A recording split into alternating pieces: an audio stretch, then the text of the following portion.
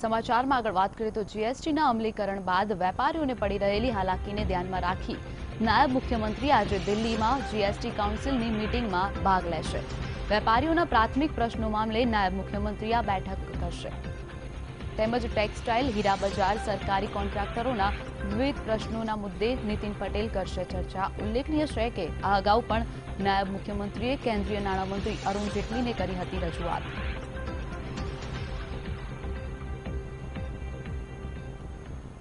તો આ અંગે વધુ માહિતી માટે અમારા સંવાદદાતા મેહુલ દેસાઈ જોડાઈ ગયા છે।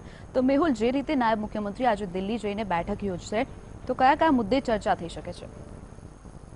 ચોક્કસથી શિવાંગીની ખાસ કરીને વાત કરવામાં આવે તો નાયબ મુખ્યમંત્રી નીતિન પટેલ આજે જીએસટી કાઉન્સિલની જે બેઠક છે તેમાં ભાગ લેવા માટે નવી દિલ્હી જશે। ખાસ કરીને જો વાત કરવામાં આવે તો દેશભરના જે નાણામંત્રીઓ છે આ કાઉન્સિલની જે બેઠકમાં ઉપસ્થિત રહેતા હોય છે અને કાઉન્સિલનો જે એક ભાગ છે તેમાં વિવિધ પ્રશ્નોની જે રજૂઆત કરતા હોય છે। જ્યાં સુધી ગુજરાતની વાત છે, ગુજરાતમાં હીરા ઉદ્યોગ, કાપડ ઉદ્યોગ અને સરકારી જે કોન્ટ્રાક્ટરો છે તેને લઈને આજે રજૂઆત થઈ શકે છે નાયબ મુખ્યમંત્રી નીતિન પટેલથી, જે કેન્દ્રીય નાણામંત્રી છે અરુણ જેટલીને, અને કાઉન્સિલમાં આ મુદ્દાઓ મુદ્દાઈ શકે છે। છેલ્લા ઘણા સમયથી આ જે પ્રશ્નો છે તે પ્રશ્નો ઉપસ્થિત થઈ રહ્યા છે જ્યારથી જીએસટી લાગુ થયું છે। પહેલા પણ રજૂઆત કરવામાં આવી હતી પત્ર લખીને અને કેન્દ્રીય નાણામંત્રીને કે વહેલી કાઉન્સિલની મીટિંગ બોલાવવામાં આવે। જ્યારે આજે મીટિંગ બોલાવાય છે અને મીટિંગમાં રજૂઆત થશે તો તેના બાબતે શું પ્રતિક્રિયા આવે છે તે જોવું રહેશે। જી બિલકુલ મેહુલ, તો જે પ્રકારે નાયબ મુખ્યમંત્રી આ બેઠક કરશે તેનાથી વેપારીઓને કોઈ પ્રકારનો ફાયદો થશે કે કેમ?